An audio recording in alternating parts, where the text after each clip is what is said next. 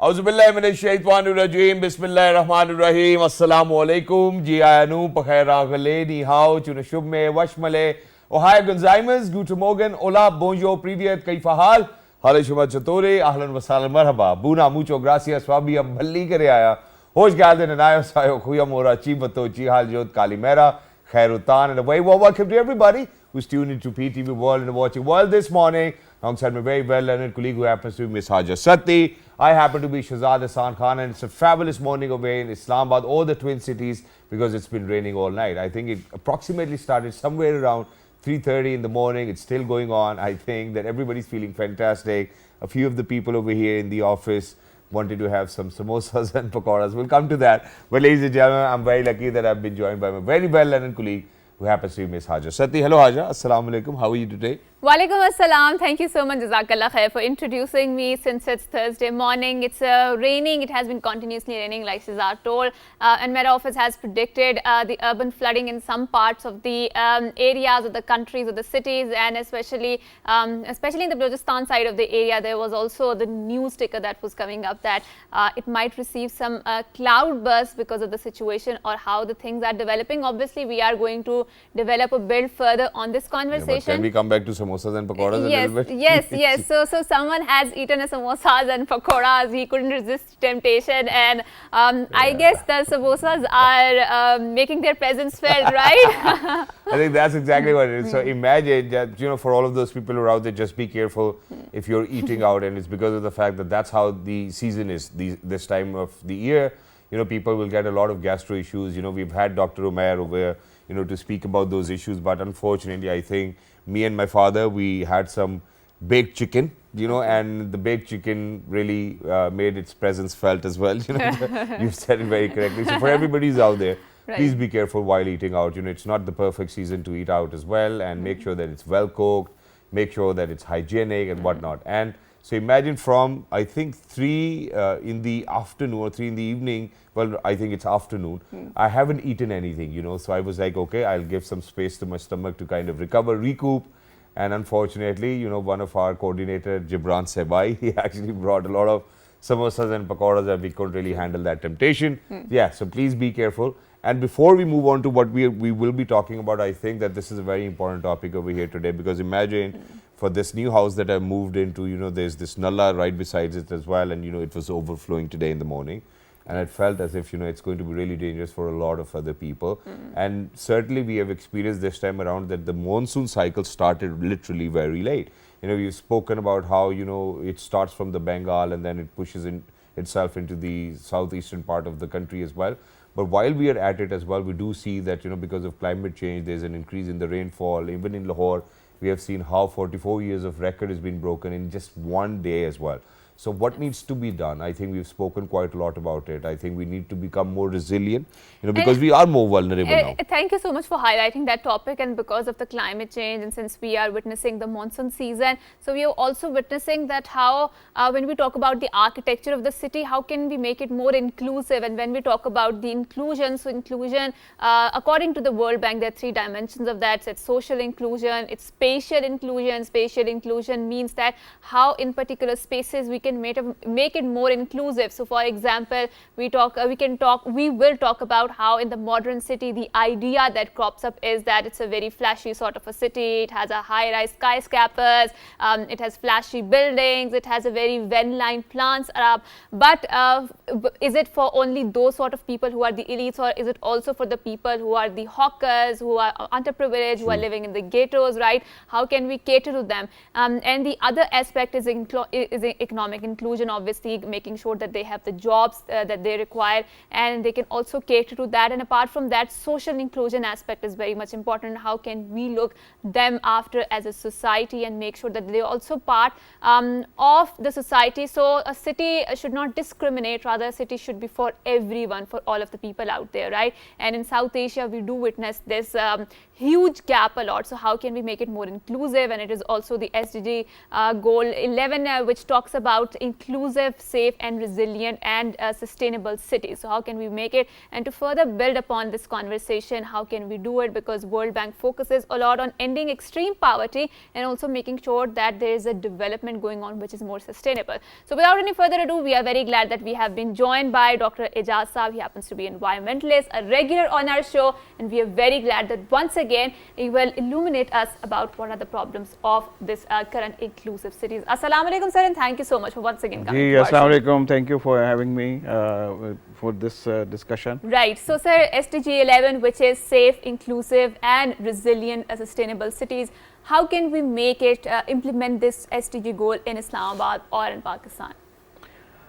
I think we need to revisit the master plan of Islamabad. Okay. Islamabad generally, as per plan, was one of the most modern city globally. Yes. And it catered many aspects which were not considered at that time as an important as it is considered now. True. Having those green belts sector approach to instead of having like commercial hub in different sector, every sector has a markaz where the access of each resident from that markaz is within 5 to 10 minutes walk or like 1 to 2 minutes drive.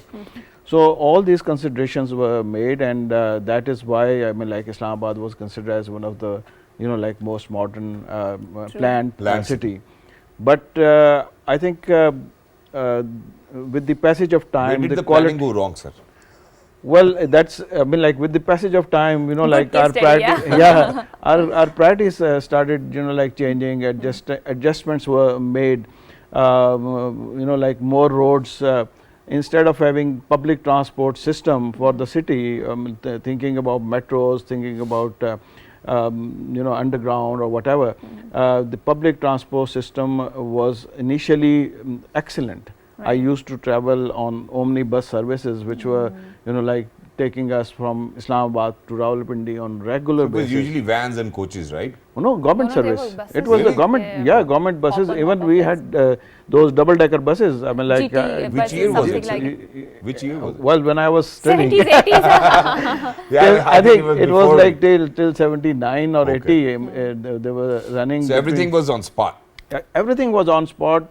It was very, like on time. So if you are late at your stop for 2 minutes, the bus will be gone. So I mean, like all these things were there. Right. But then I think there was, like Maladministration? in combination of many things. I mean, like one thing is maladministration, and then engagement of private sector, which is important, but then the control was actually taken by the private sector. They started, like that's what they do, manipulating with the bus service, and like ultimately what happened is the bus service eliminated and private sector took over, which is fine. But then it has to be managed in a way that I mean, like it should run on the same line as the government. And Dr. Ijaz, we need to take into account a very important concept, or a very rapidly, or I would say encroaching phenomena of urbanization. So by 2050, according to United Nations, 70% of the world population will move towards the urban centers, right? And that is why you say that Islamabad was a model city. It was planned by best of the developers here in 1960s, obviously. And at that time, if you see the dynamics, so people used to live in the rural areas more, and it was not a very fashionable, it was trendy thing to move to cities, right? But now the dynamics are completely changed. The realities have turned over. There are new realities, climate change realities. How can we cater to this rapidly mushrooming growth of urbanization? And with urbanization, we see that the identity of the city has entirely changed, right? Islamabad used to be very green cities. Even when we were growing up, Shahzad and I can relate that there were so many trees. There was such a huge, all of that, forest cover, and now all has gone in the favor of the housing societies that have cropped up. Yes, of course. And you cannot even recognize the, identity of the city. So how can we make it more sustainable and resilient, while at the same time making sure that, there is appropriate amount of development also going on? I think we need to understand what is the root causes of the shift from rural to urban. I mean, like in our case, it's the employment, it's the facilities. I mean, like if you start developing those facilities, a good educational institution in a rural setting, if that is made, I think people will love to stay in their own, like villages or rural areas where they have grown up. They have all the families, they have their friends, they have all the attachment with the environment. Similarly, the health facilities. I mean, like all these facilities, if they are considered, like people from different part of KP, they come to Islamabad for treatment. So if we make, like all the facilities at their doors or the neighborhood, so then there is no need to travel, bring, like the old sick person here. So I think we need to look into these, what are the root causes of this movement and job. Yeah. And sir, while we are at, at it, and, we want to look at the root causes as well, I think what we're not thinking about is, we do see how, Islamabad happens to be a planned city. But now we do not see any planning because of the fact that there is growth in the population. There will be more educational institutes required. There will be more healthcare institutes required. There will be more people who need to come in and think that, okay, if the population is increasing, and by 2050, as Hajar has mentioned, 70% of the population is going to come to the urban centers. I think that now the people need to sit down and be like, okay, yeah, let's prepare for all of those people to come in. Exactly. So at the moment, I think the shift, we knew that I think there was like 30 to 35% urban population a few decades ago, but now it's like 45%, which is urban population, and this is also impacting the food security issues. Exactly. So imagine if people are going to move to the urban centers, what's going to happen with the rural areas? Rural areas, and number one. Number two, what is going to happen with those, like being an agriculture-based country, to the agriculture practices that people were doing, they are shifting to, like the urban areas. So ultimately, we are, like going to face crisis related to maybe food or agriculture, or even, like the most of the industry that we have is based on agri products. I mean, like you name it, cotton, wheat, or rice, or whatever, sugar cane. They are basically, like now, if those people who were practicing those are moving towards urban settings. So ultimately, like there will be a gap, or either the quality, the production will suffer. And then we will have some more. I think we will have to move back to rural areas. Be like, and I think there is a movement, and I think Dr. Ijaz has been to abroad, and Shahzad has been there. So you will find the concept. Yes, you will find the concept of suburban living there, right? Yes. So apart from the urban centers, the suburban living. Number one, it's cheaper. Number two, it's more countryside. Yes, yes, it does provide you an environment of the village as well as the city life. So there is the recognition among those circles, or from on those thinking patterns, and especially in Germany, if you move to the urban areas or rural areas, I would say, so the university patrons, they are very inclusive, they're very huge campuses as compared to the city life, which are very, not so big campuses. So people prefer going to the rural areas as compared to the urban centers because they're incentivized. Exactly. So do you think in Pakistan we are thinking on those patterns, on those terms? I think we don't have that kind of understanding at the moment about in the planning circles. But ultimately, this is something which is part of the solution, because we need to look again back to the root causes, basics. Because if we don't understand what is the issue, and we are treating something, we are treating cancer without knowing that what kind of cancer is it. So ultimately, we have to go back to that. And then I think these practices in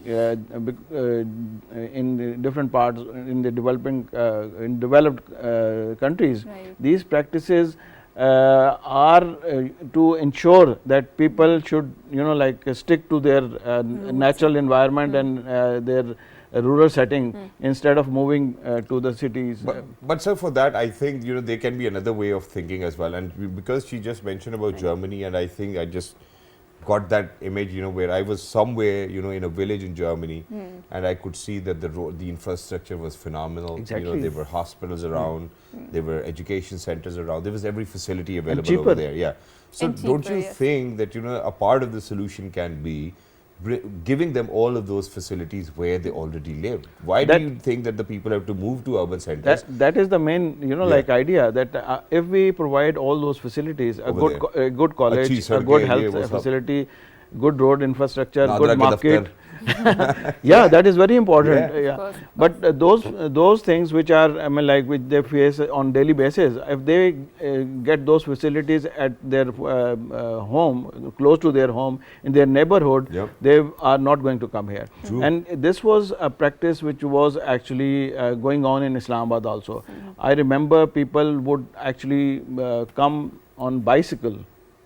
Not motor bikes, on bicycles from Gujar Khan, from Taxila, from Wah. My father used to come from Pindi, sir. So, to Blue area. So that on is bicycle, on bicycle. I think people had enough time, and then they had enough energy to commute on a regular basis. So that was the time when Islamabad was actually, up to G9. That was the end of that was end of, and then the rest of the area was all forest. Now we have, C14, C15, wonderful landscape, yes. Yeah, B617. Like all those. All and the then things included in Islam. These are structured, sectors. But what about Barakau? What about Rawat? But or like G12. So these are some of the areas which have actually grown up. Even within, like these sectors, there are Kachi Abadis. Near supermarket, near Jinnah supermarket, there are this New York town or Paris town or whatever. And Dr. Ijaz, so one of the things which Shahzad mentioned, and I think that is very much important, he talked about the Nadra offices and how there must be in every urban centers, not apart from that, but also in the rural areas. So an important community came into my mind, and I think we need to talk about it. That is the Khana Badosh or the nomads, right? So then, since they are not issued ID card because they do not stay in one particular area, they are constantly moving throughout the city based on the environment, based on the season, right? When we talk about inclusive cities, when we talk about sustainable, resilient cities or safer cities, how can we make them more important part of the city planning, urban planning, or not discriminate them because they're not issued ID cards because they're constantly moving around. So, how can we cater to this issue of the nomads or Khana Badosh? This is very important actually. But again, when we think about inclusiveness, I think then we will consider all the stakeholders which are, either beneficiary or involved somehow or the other in the economy of that particular city. Nomads play a very important role in, I would say, in the traditional knowledge and the herbal rearing cattle, livestock. And they know, as far as the cattle's livestock is concerned, they know what kind of diseases and what is the cure in the form of some herbal medicines for them. So they have all the wisdom, all the indigenous knowledge, and I think their inclusion is very important. Right. And to some extent, I think they have registered in their, like the main, wherever their base is, like in GB or in AJK, in those areas, in the mountainous region. So there are some nomads which are, like in the desert areas also. Right. So they also play a very important role in the ecosystem management, in the, again carrying that traditional knowledge which is actually becoming as a rare and extinct. Obsolete as well. But sir, in addition to this, I think let's get to the mindset. Not obsolete. Not obsolete, extinct. Okay, extinct means, obsolete means old. Extinct means it's not existent anymore. But sir, coming down to this point where how people who are at the helm of affairs think. Now, I've been in conversation. I've met a lot of people who are the decision makers as well. What they say usually, most commonly, they say, "Oh, yaar, uska bhi hua hai, hamara bhi ho jayega, kya masla hai?" So this is the way that we are thinking. It's not most of the time backed with research. It's most of the time backed with a lot of emotion, a lot of pressure. A lot of people calling other people, we need to get this sorted, please get it done. So whatever it takes for that job to be done, it's just done rather than thinking of what repercussions it will have for all of us in the coming years. How do you think that we need to change this mindset as well? And for all of those people who have planned the city, why do you think that in Pakistan only one city was planned? You go to Karachi, if it rains for a day, it's a swimming pool. You know, everybody, it's just so hard for you to commute. In Lahore, we have seen how, you know, the problems do exist. How do you think that we need to change this mindset of the people at the helm of affairs? It's $1 million question, actually. It is. Yeah, I mean, like, I think it is. By $1 million guy, sir. Yeah, but we're not on screen now. It is very important. I think what I feel that maybe we need to take them to those places and show them that this is the reality and this is happening in this world. True. Even you know, like Karachi was a planned city. It was not unplanned. But then ultimately we made it. I mean, like, it's just like Islamabad. 100 years from now, if you see Islamabad, maybe it will be, you know, another Karachi. Unfortunately, if we don't follow, you know, like all the practices that we. So Karachi was planned till what area? So Nipa Churangi, you know, Kalapur. The whole old city of Karachi is very planned. I mean, like the supply ka pani aata sir wahan pe? Bandargah was there. Supply ka pani aata, water was there. Of course, water was there. No, I'm saying that we deteriorated. I mean, like, the public transport was excellent. I mean, like, the tram, the circular railway is still there. So facilities and the planning was there, but unfortunately the erosion actually was much higher than it is. Yeah, and the planning was sabotaged in a sense that we started, you know, like, thinking about different colonies or different areas instead of looking at the greater Karachi. I think then the planning will fail, because if you plan for a certain area, you are not looking at the bigger picture. So then ultimately you will be focusing on certain area, but not the entire so city. Then who allows these mafias to exist? Now imagine, I've lived in Karachi for 6 years myself. I think that's where I started my television career. And, you know, you could hardly get water in your taps, you know, so every day you actually had to, you know, call somebody, you know, then they will send a bowser. Then you pay them 2,000 rupees. So only the water cost was around 40 to 50,000 rupees in Karachi. Now who allowed, for example, because you indicated that over here in Islamabad there was fantastic public transport that was taken over by the private ones, right? Yes. Somebody allowed it to, right, to happen. And health facilities, just I mean, like, you name it, education was excellent. I was a student of government college, government school, and all those people of my age. There are a lot of Parsi schools over there as well, yes. No, I'm talking about Islamabad only. Yeah, Karachi is also the same. I studied my primary education in Karachi. Wow. So the schools were fantastic, and all, you know, at that time there was hardly any private school. Similarly, health facilities. We used to, you know, like, there was only one doctor in Para when I was one private doctor. Homeopathic doctor? No, people will go to the polyclinic, or there were dispensaries in the sectors, and these dispensaries were actually providing all the services, even have a small room for operation, etc. So all those facilities were there, but then the private sector entered. And private sector actually monopolized the whole, be education, be transport, be health. It is important to have private sector, I am not denying it, but then I think there has to be certain control. Exactly, there should be some control with the government, that okay, you can do this and you cannot do this. But Dr. Ijaz, very quickly, because of the paucity of the time, when we look at the urban models of the Western countries, you cannot deny the influence of capitalism that they have on their societies. It's a massive influence, and I don't think so we are as overly capitalized society as the Western societies are.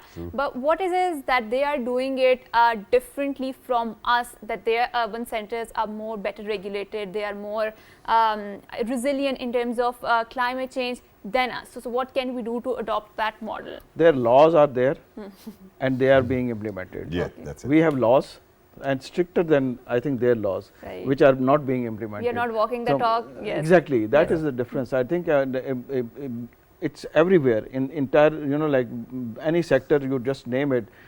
So even in the media, you know, like, there are these issues that we do have, I mean, like, excellent legislation, but unfortunately the implementation on these legislation is missing one way or the other. And we are at fault as well, but of course we all are. The whole society is at fault. Exactly, because I'll give you an example. Now imagine that, you know, I visit my sister, you know, in a foreign country, and there, you know, what they do is that they will send you a notice saying that we are experiencing, the shortage of water. So Yes. please make sure that you do not wash your cars, you do Yes. not wash your driveways and whatnot. And if you do that, you will be fine, and you are fine as well. And them as a society, they don't do it. In fact, if somebody is doing it, their neighbor is going to call somebody or cops on to them Yes. as well, that, hey, you know what, they're not listening. So or I think whatever the fact compliance is. is more there when it comes to responsible citizenship. So they are more compliant as compared to us, and there is a कहते कोई trust गल नहीं gap. जी, Yes, फिर कोई मसला नहीं. there's a trust gap. I'm Sure, sorry sure. to interrupt, Sure, sure, sure. but this is exactly what happens in Islamabad, that the washing cars with your tap is not allowed. Yeah. Right. So there is a fine. Yeah. So once they are fined, and CDA is fining them. I mean, Yeah. like they are. Which you is know, why every very- time we have very to wash good. our car, we have to park it inside. In D12, it's not even allowed to wash outside. So Yeah, if you have so- to wash it But inside. then what happens is we try to like find out some friend. कि तेरे घर आगे धो लो. Yeah, Or we so- find out the alternative ways Exactly. that how can we stealthily manage to wash our cars in our porch or something like that. But I think it's also our responsibility as a citizens that we need to make sure that our carbon footprint is lesser and we are managing our society in a more healthy and a better way, because it's not just the government responsibility, it diffuses at the grassroots level too. Thank you so much, Dr. Ijaz sahab, Thank for you, coming thank here, you. for having this wonderful conversation regarding inclusive development, what it means when we talk about social inclusion, spatial inclusion and economic inclusion, and how can we make cities more better and a prosperous place for all rather than a discriminating city. So with that, we're going on a short break. After we come back, we have an interesting discussion lined up. Don't go anywhere. Good morning. Good morning.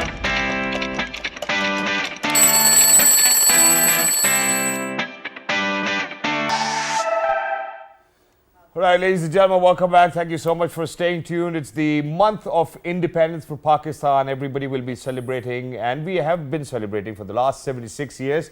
But obviously, we are making sure that, as we, are getting closer to the Independence Day, Right. we want to share some amazing stories from the youngsters of the country, because there is the youth bulge over here in Pakistan. We will certainly develop that conversation, but before we delve into that, Sazad, so I do remember when I was young, I want to ask you, because certainly boys are more interested in that aspect of our play. So when I was young, so before 14th August, we used to gather a lot of patakhas from that Gobare wala or the vendors, right? So can you name different sort of patakhas for me?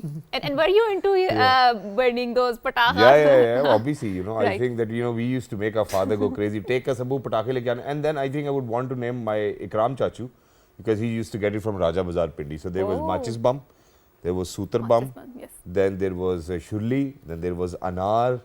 Then I don't know, then there are these pop-ups as well, Yes, yes. So I don't know, there's so many patakas. But ladies and gentlemen, I think if you've got children, they really need to be safe. But, moving on towards the talented Pakistani that we have today, imagine that when she was born, and her mother tells us that when she actually held the pencil for the very first time, the first thing she did was that she started drawing. Oh, And imagine she's over here, she's an amazing sketcher, she can sketch anything which is in front of her. Live sketching, ladies and gentlemen. She is Miss Mariam Zulfikar. Hello, Mariam. Assalamu alaikum. Good morning. Assalam. Good morning. How are you, bete? I'm amazing. How are you? Absolutely perfect. Thank you so much for joining us. We have been welcome. fantastic and amazing as well. So, because of the paucity of the time, as Haja would like to Right. put, we actually asked her to start doing whatever she wanted to do. So, she is making a sketch of Qaid-e-Azam, Muhammad Ali Jinnah. Yes. Why are you making his sketch today? because art is how I honor people, and I think that Qaid-e-Azam, of course, And deserves. he's the father of the nation, Father obviously. of He's the the nation, founder of the yes. nation as well, and we want to pay him rich And tribute. I think one thing that I find common in different children and the thread is that they are interested in the arts. I do remember when we were growing up, so we had those fancy glitter pens, glitter glues, crayons, They and still different exist, side. yeah. Yes, Yes. they still exist. And I think with the passage of time, when we grow up, because of the pressures, because of this and that, because of the changes that we go through as a personality, we somehow lose the streak of that painting and drawing and sketching. So Shahzad, when you were young, were you good at painting or No. sketching? No? I was not good at anything, unfortunately. So, I was only good at making jokes, talking too much, and sports. So sports was actually my strength, because I've represented my college in basketball. Then I represented my university in basketball. I've been playing polo for a longer period of time. I was good at swimming, maybe cricket. So I was always outside, Right. never in home, inside the house. And I was playing cricket, probably whatever sport that I could get my hands on. But I always tried. I always wanted to be. So if you guys want to see my drawing, probably I can show you right now. There are one or two things which I know from my childhood. Okay, so I'm going to draw a Donald Duck for everybody. Let's see. You know, meanwhile you take over, Hajra. Let me try if I can make a Donald Duck. But I do remember when I was growing up and I was young, so I had a very good handwriting, and I remember my copies were very neat and they were very fancy, and we used to do a lot of drawings, especially on the science and social studies copies, because there was a one plain page and then there was another page. But having said so, I think this is creative expression of a child or a person who grows up, and that creative expression reflects the part of the personality, and it's very important that we hone that creative expression because as we grow up, and I think arts as a subject, as a field, as a passion, or as something that is very innate in us is not as prized or prided as other subjects are. So I do remember when we were growing up, when we were inside our schools, when we were being taught, so arts was a subject that was not taken that much seriously. That was sort of a lighter subject, right? So I do feel that that subject should be taken as much seriously as other subjects like sciences are, or like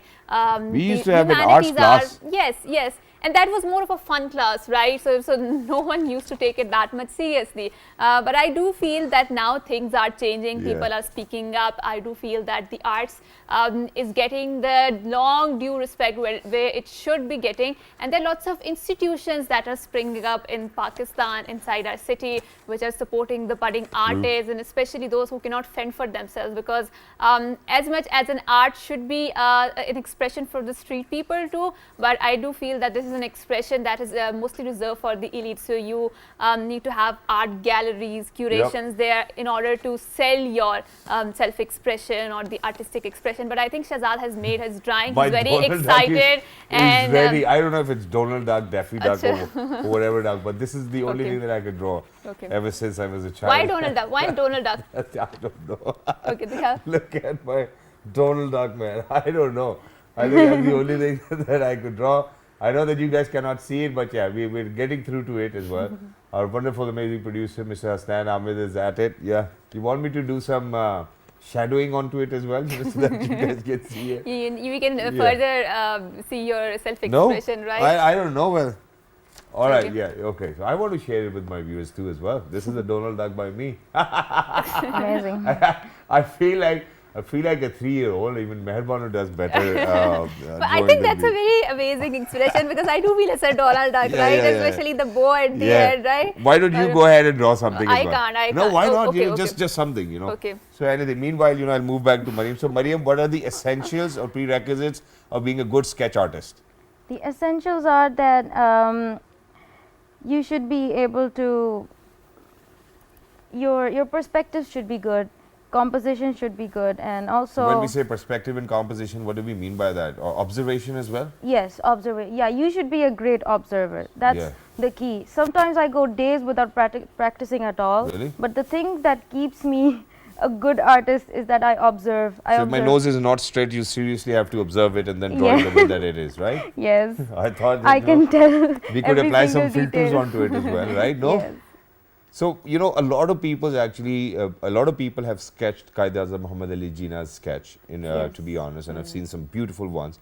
We had a lady once over here who actually used nails, right, to kind of do that. Really? Oh, yeah. So, that's the one that I remember. Yeah, so that was a very typical and common one. Yes. Yeah, okay. This is Hajra, ladies and gentlemen. Wow.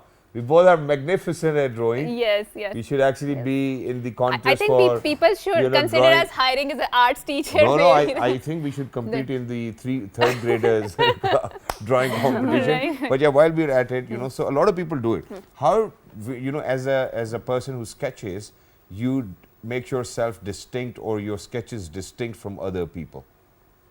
My sketches are distinct because honestly, once you start drawing, there is some sort of self-expression in it. There is some sort of, your soul is attached to it. You know that each stroke that you put, I always you have used some to think feeling. that ye sari baatein hoti. Is it really true? Yeah, it is true. That my soul is attached to it and everything, right? Yes, it is true. Every single stroke you put, there is some feeling. Because that's exactly how I used to feel when I used to write rap lyrics, So I've written a lot of lyrics to myself. And that's exactly what I used to feel. And that, drew okay. Donald Duck.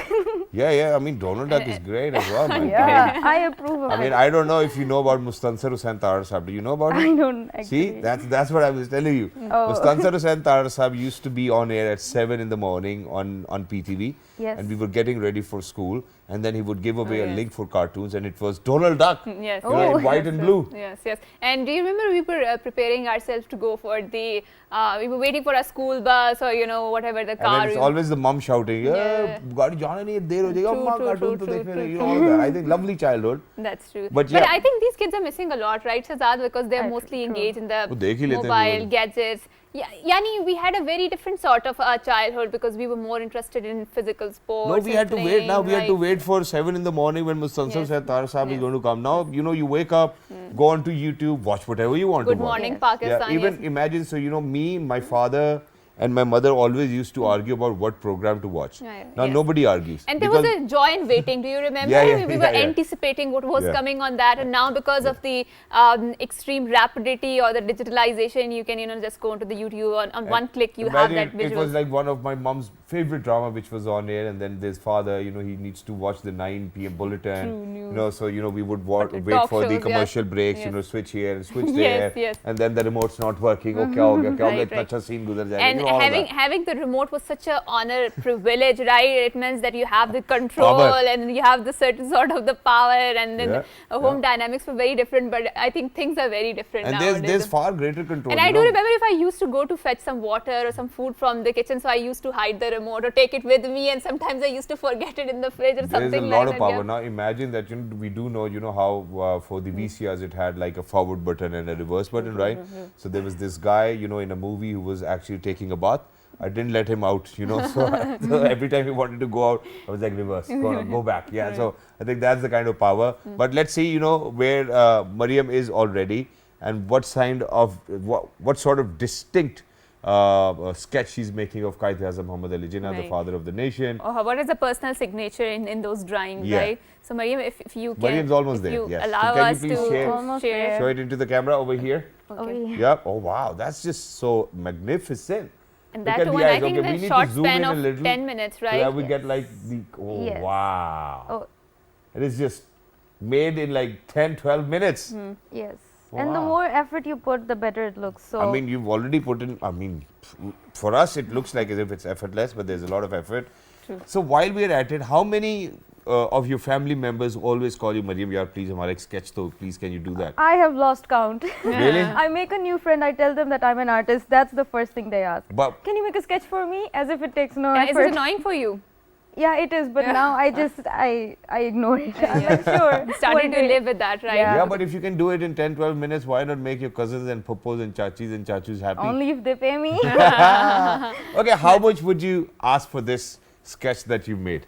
It's priceless, we don't know that because it's for the founder of the nation, Yes. but how much would you ask? I don't think I would ask much. Really? Yes, How much? they're the speed sketches, and I think that it would be nice for someone to own something like this. Yeah.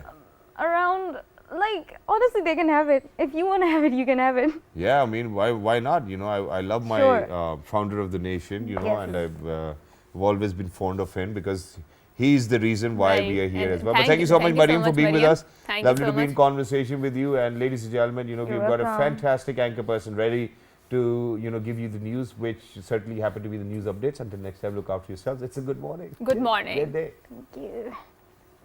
Thank you.